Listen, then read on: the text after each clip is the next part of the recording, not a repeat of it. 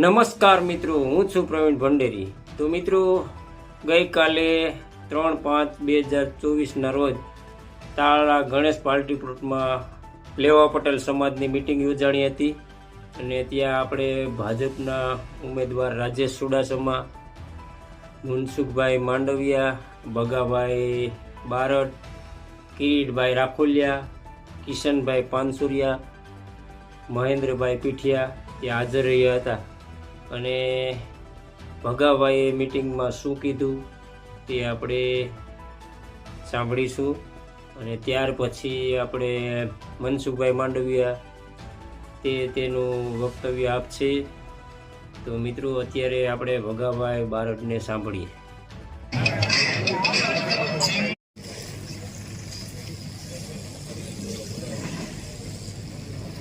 એટલા માટે આપણે તો રોજ મળીએ છે, રોજ વાતો કરીએ છીએ, રોજ ચર્ચાઓ પણ કરીએ છીએ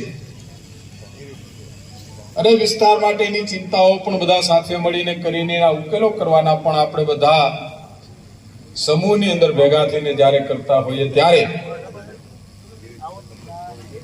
મારે તો આ તકે આપ બધાને વિનંતી કરવાની છે અને વિનંતી કરવા માટે આવ્યા છે કે આવનારી 7મી તારીખે જ્યારે મતદાન છે, કઈ વાતો નહીં કરતા અને નજીકના દિવસો જ્યારે આવી ગયા છે ત્યારે અહીંયા જે સમાજ બેઠો છે, સમાજ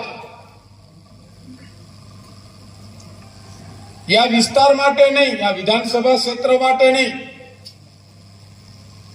પણ અહીંયાથી લઈને છેક સુરત સુધી પણ અને આખા દેશની અંદર દરેક રાજ્યમાં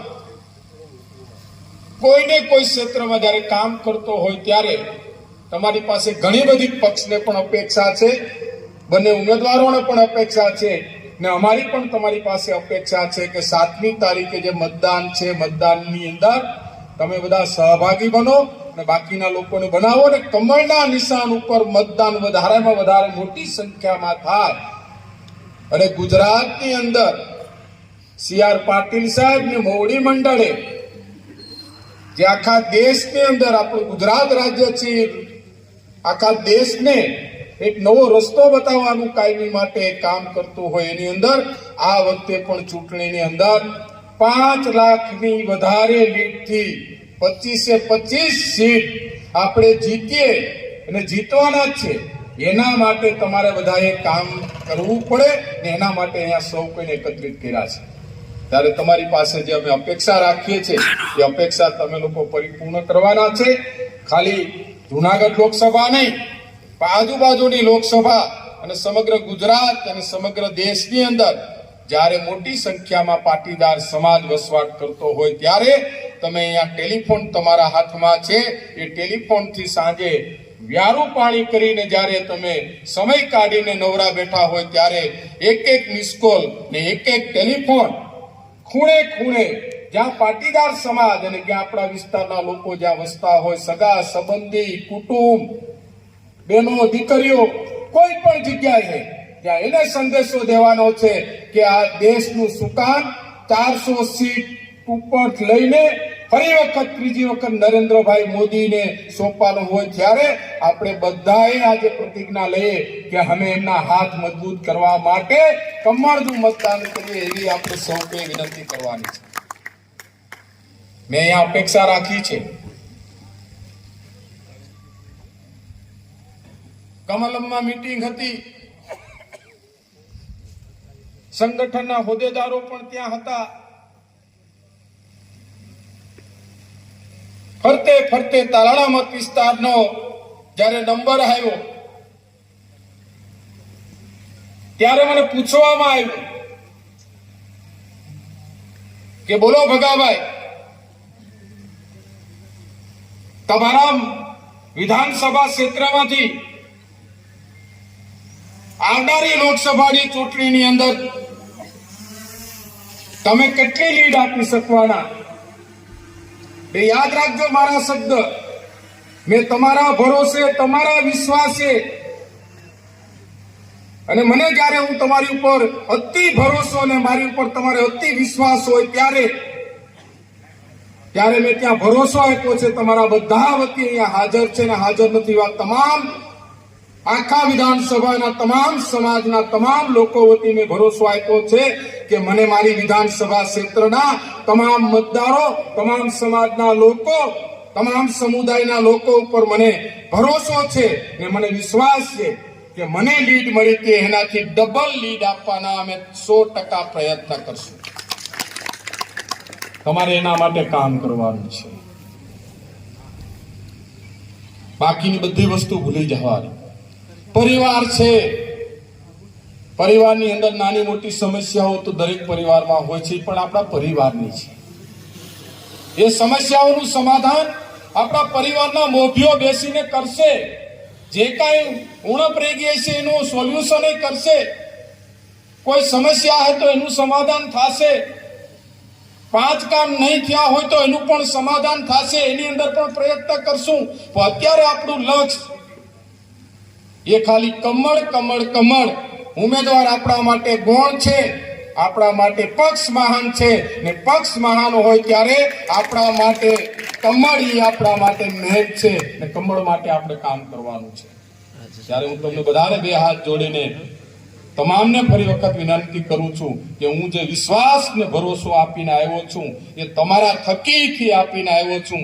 એ વિશ્વાસ ભરોસો આ ગીર પંથકનો ન તૂટે એની તકેદારી તમારે લોકોએ રાખવાની છે. ને મને વિશ્વાસ છે કે સંકટના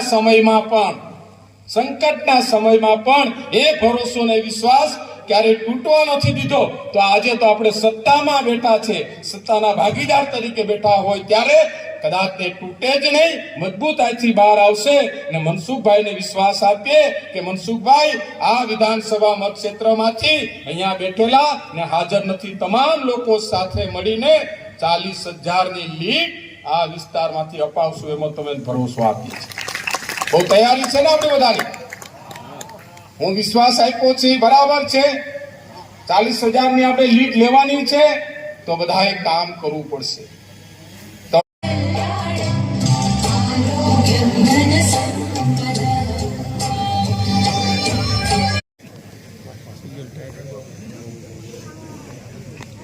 આમ ચહેરા જોઉં છું તો લાગે છે કે તાલાલા અને ગઢડા બંને તાલુકાના આગેવાનો આવ્યા છે. એવું જ છે ને? આજના આપણા સમાજના કાર્યક્રમમાં આપણા વચ્ચે ઉપસ્થિત આપણા ધારાસભ્ય આદરણીય ભગવાનભાઈ, બેંકના ચેરમેન, જિલ્લા ભારતીય જનતા પાર્ટીના અધ્યક્ષ કિરીટભાઈ, મહેન્દ્રભાઈ પીઠિયા, ભૂપતભાઈ, ધીરુભાઈ, કાળુભાઈ, સૌ મંચ ઉપર ઉપસ્થિત આગેવાનો, વડીલો, યુવાનો. ભગવાનભાઈ કહેતા હતા કે તમારા ભરોસે મેં કહ્યું છે કે અમે લીડને ડબલ કરી દેશું. હું ભગવાનભાઈને કહીશ કે અમારો ભરોસો સરદાર સાહેબ વખતથી દેશ પ્રત્યે ચાલ્યો આવે છે. એ સરદાર સાહેબના અમે વારસદારો છીએ. દેશ પહેલા, દેશ બધું જ. જ્યારે સરદાર સાહેબને દેશના વડાપ્રધાન બનવાનો સમય આવ્યો અને એ વખતે દેશની અંદર 15 પ્રોવિન્સ હતા, એટલે રાજ્યો હતા 15. આ 15 પ્રોવિન્સમાં થી મતદાન થયું. એ રાજ્યના મુખ્યમંત્રી હોય એ મત આપે, પ્રોવિન્સના વડા હોય એ મત આપે કે વડાપ્રધાન કોને બનાવવા. તો 15માંથી 13 પ્રોવિન્સના વડાએ કહ્યું કે વડાપ્રધાન સરદાર સાહેબ બને. પરંતુ સમર્પણ ભાવ, સરદાર સાહેબ ગાંધીજી પ્રત્યે સમર્પિત હતા. ગાંધીજીને કહેવાની આવશ્યકતા નહોતી પડી કે સરદાર સાહેબ તમે રહેવા દો, એમના ચહેરા સામે જોઈને ચહેરો વાંચીને સરદાર સાહેબે કહ્યું કે વડાપ્રધાન જવાહરલાલ નહેરુ બનશે. દોસ્તો, આ દેશ માટે સમર્પણ ભાવ સરદાર સાહેબના મનમાં જે હતો, અત્યારે આપણે ભારતીય જનતા પાર્ટીને તમે મહેરચંદ ખન્નાને છોડી દો. એ વખતે પાકિસ્તાનના પ્રધાનમંત્રી હતા લિયાકત અલી ખાન. લિયાકત અલી ખાને ભારતના દૂતને કહ્યું કે ભાઈ આ કામ મારું નથી, આ કામ તો સિંધ પ્રોવિન્સના ગવર્નરનો છે, તમે એને મળો. ભારતના દૂત સિંધ પ્રોવિન્સના ગવર્નરને મળ્યા. સિંધ પ્રોવિન્સના ગવર્નરે કહ્યું કે આ તો તમે કરાચીના મેજિસ્ટ્રેટને મળો ભાઈ. એવું કરીને ભારતના દૂત મહેરચંદ ખન્નાને છોડાવવાની ચિઠ્ઠી લઈને ગયા હતા, ખાલી હાથે પરત આવ્યા. અને એ વખતે જવાહરલાલ નહેરુજી વિદેશ પ્રવાસે ગયા હતા. સરદાર સાહેબ પ્રધાનમંત્રીના ચાર્જમાં હતા. એટલે પાકિસ્તાનમાં જઈને આવ્યા વિશેષ દૂત. એ રિપોર્ટિંગ કરવા માટે થઈને સરદાર સાહેબને ત્યાં ગયા અને સારી વાત કરી કે હું ગયો, મને આવી રીતે રખડાવવામાં આવ્યો, મારી નોંધ લેવામાં નહીં આવી. એટલે મહેરચંદ ખન્નાને છોડવાનો પાકિસ્તાનનો વિચાર નહીં હોય એવું અમને લાગે છે. એટલે સરદાર સાહેબ એને કહ્યું કે ભાઈ હું એક ચિઠ્ઠી બીજી લખી દઉં છું, લઈને તમે પરત જાઓ. એટલે તો બહુ મોટો સિનિયર ઓફિસર હતા કે સાહેબ હું જઈને તો આવ્યો, મને નથી લાગતું કે પાકિસ્તાન છોડે. સરદાર સાહેબ બહુ ઓછું બોલતા, એટલે એમને કહ્યું જઈ આવો ને એક વખત. નાયબ વડાપ્રધાનનો આદેશ થયો. જવાહરલાલ જે હતા નહીં, ઇન્ચાર્જ પ્રધાનમંત્રી તરીકે સરદાર સાહેબ હતા. પાછો આદેશ થયો એટલે ભારતના દૂત પાછા અહીંથી પ્લેન પકડીને પાકિસ્તાન ગયા. એ વખતે લિયાકત અલી ખાન એને એપોઇન્ટમેન્ટ નહોતા આપતા. એટલે આમને અંદર કહ્યું એના બીએને કે ભાઈ તમે એવું કહો કે સરદાર સાહેબે મોકલ્યા છે, સરદાર વલ્લભભાઈ પટેલે મને બીજી ચિઠ્ઠી લઈને મોકલ્યો છે. એટલે લિયાકત અલી ખાનના કાન ફફડે છે એટલે એને પાછો અંદર આવવા દે છે. અંદર આવે છે અને ચિઠ્ઠી વાંચે છે. આ ચિઠ્ઠીની અંદર લખ્યું હોય છે કે મારી ચિઠ્ઠી મળતાની સાથે 24 કલાકની અંદર મહેરચંદ ખન્ના ભારતના પાલમ હવાઈ મથકે મારે સાજા નરવા જોઈએ, અન્યથા ચંપારણના નવાબ એ સગપણની અંદર લિયાકત અલી ખાનના સાળા થતા હતા, એમને તમે તાર કરીને પૂછી શકો છો. લિયાકત અલી ખાને એમના સાળા પરંતુ ચંપારણના નવાબને કોલ કરે છે, તાર કરે છે. ત્યારે ચંપારણના નવાબ એવું કહે છે કે તમે તાત્કાલિક મહેરચંદ ખન્નાને છોડી દો. આ સરદાર સાહેબની મિલિટરીનો ઘેરો મારા મહેલની આજુબાજુ લાગી ગયો છે. તમે જ્યાં સુધી એને નહીં છોડો ત્યાં સુધી મને અહીંથી નહીં છોડે. અને દોસ્તો 24 કલાકની અંદર મહેરચંદ ખન્ના પાલમ હવાઈ મથક પર પરત આવ્યા. એ એક ઘટના. એ વખતે સરદાર સાહેબનું એક અધૂરું કામ, એ ધારા 370. અને દોસ્તો બીજી ઘટના હિન્દુસ્તાનની અંદર બને છે. એ ઘટના જ્યારે પુલવામા પર પાકિસ્તાન સમર્થિત આતંકવાદીઓ હુમલો કરે છે. આપણા 50 જવાનો શહીદ થાય છે. અને એ વખતે દેશના વડાપ્રધાન એને શ્રદ્ધાંજલિ આપવા જાય છે ત્યારે કાળા કપડાં પહેરીને જાય છે. અને ત્યારે એવું કહે છે કે આ આતંકવાદી પ્રવૃત્તિને જેમને અંજામ આપ્યો છે એ આતંકવાદીઓ, એના આકાઓ જે સ્થળ ઉપર કાવતરું ઘડવામાં આવ્યું એ સ્થળ ઉપર જઈને બદલો લેવામાં આવશે કહીને. ત્યાર પછી 13મા દિવસે રાત્રે 2 વાગે ભારતના જાબાજ જવાનો પાકિસ્તાન ઓક્યુપાઈડ કાશ્મીરની અંદર બેલેસ્ટિક મિસાઇલથી ન તૂટી શકે એવા ભારતમાં બનાવેલા હેલિકોપ્ટર લઈને રાત્રે ખાબકે છે. અને જે સાવરણીની અંદર આતંકવાદીઓને તાલીમ આપવામાં આવી હતી, એના આકા જ્યાં રહેતા હતા, કાવતરું ઘડનાર કાવતરાખોર જ્યાં રહેતા હતા, ત્યાં જઈ અને આતંકવાદી સાવરણીઓને તહસ નહસ કરે છે. અને પાકિસ્તાનની અંદર આતંકવાદીઓની લાશો ઢાળી અને હિન્દુસ્તાનની અંદર રાત્રે 3 વાગે એ હેલિકોપ્ટર પરત ફરે છે. અને દોસ્તો, એ 3 વાગે હેલિકોપ્ટર પરત ફરે છે ને, દેશના જવાનો સહી સલામત હિન્દુસ્તાનની અંદર પ્રવેશ કરે છે. રાજેશભાઈ પધારો. ત્યારે નરેન્દ્ર મોદી પાણી પીવે છે. દોસ્તો, એ ઘટના તો બની ગઈ, પણ જ્યારે એક દેશ બીજા દેશ ઉપર આક્રમણ કરે ને, ત્યારે સામેનો દેશ એનો પ્રત્યુત્તર કઈ રીતે આપશે એનો વિચાર કરવામાં આવે. એટલે પાકિસ્તાને તૈયારી કરી કે ભારતે આપણા ઉપર હુમલો કર્યો છે તો આપણે ભારતનો વારો પાડી દઈએ. અને પાકિસ્તાનની પાસે F-16 અમેરિકન બનાવટના F-16 પ્લેન, જેને 6th જનરેશનના પ્લેન કહેવાય, ભારત પાસે આ પ્રકારના પ્લેન નહોતા.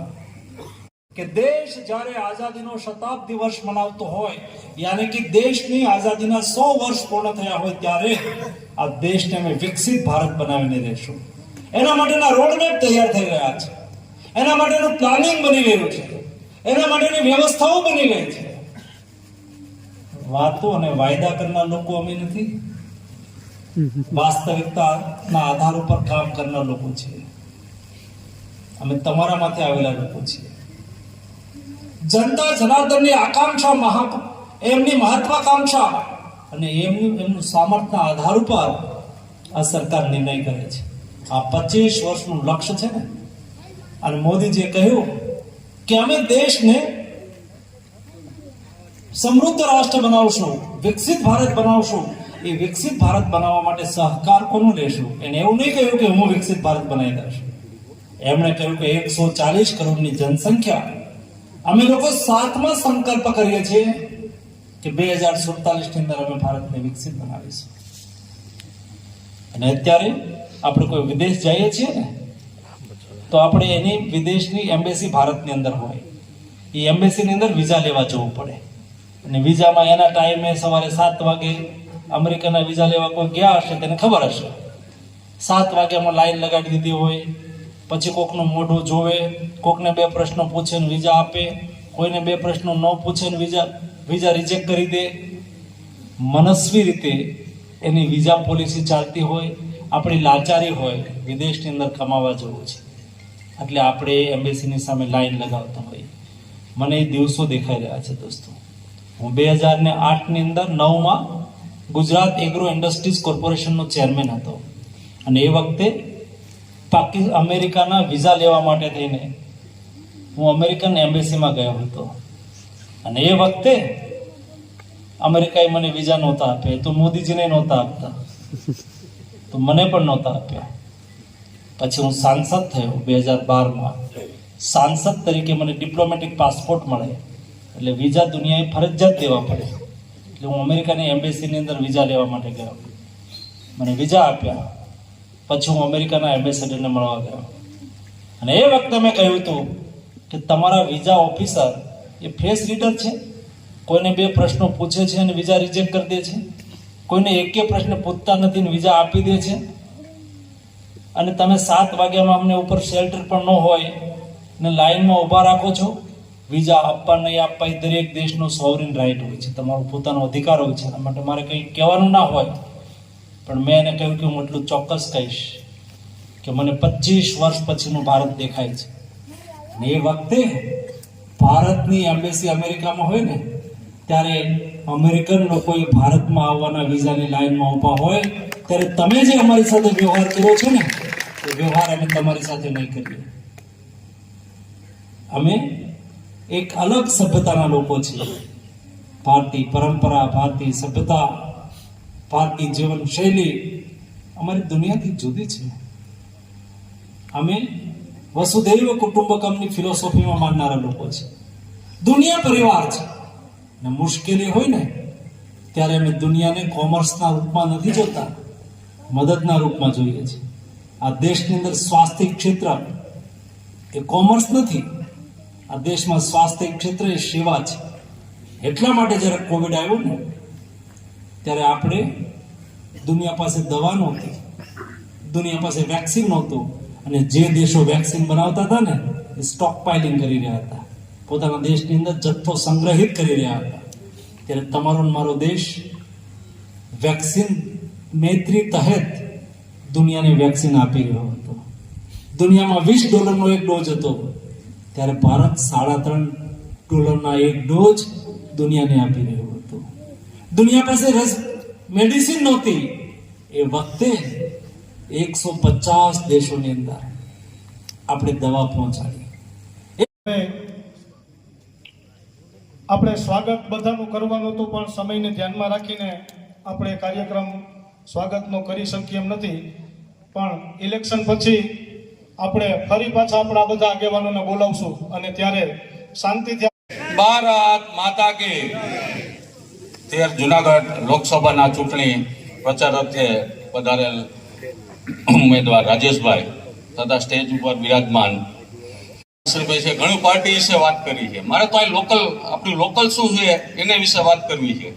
10 વર્ષ થયા લેવા પટેલ યુવા સંગઠન જ્ઞાતિ માટે કામ કરે છે. મિત્રો કામ કરે છે, રાત દિવસ કામ કરે છે. કેને હિસાબે કામ કરે છે? મિત્રો ઘણા એમ કહે છે કે આમ થયું છે તેમ છે. મિત્રો અમારી માથે રાજેશ ચુડાસમાનો હાથ છે. અમે પોલીસ સ્ટેશને જઈએ છીએ, મામલતદારે જાય છે કે કલેક્ટરે જાય છે, ત્યારે કામ થતું હોય તો રાજેશ ચુડાસમા જાય છે. એના હિસાબે અમને બોલાવે છે. મિત્રો વડીલોને નમ્ર વિનંતી કરું ને યુવાનોને અધિકારથી કહું છું કે એક મત આપણો રહેવો ન જોઈએ. આપણો તો ઠીક, આજુબાજુનું પણ ટોટલી મતદાન ભારતીય જનતા પાર્ટીને રાજેશ ચુડાસમામાં થવું જોઈએ. જ્યારે પણ જરૂર પડી છે, જ્યારે આપણા સમાજને જરૂર પડી છે, ત્યારે રાજેશ ચુડાસમાએ ચિંતા કરી છે. એના સાક્ષી છે અમે લેવા પટેલ યુવા સંગઠન. આપણા ભાઈઓને ગમે ત્યારે જરૂર પડી છે ત્યારે ઊભા છે. અને 2-5 આપણામાં પણ કપલીનું છે, વાતું કરે છે, એનું કઈ નજરમાં લેવાનું નથી. આવી કપલીનું તો રહેવાની જ છે ભાઈ.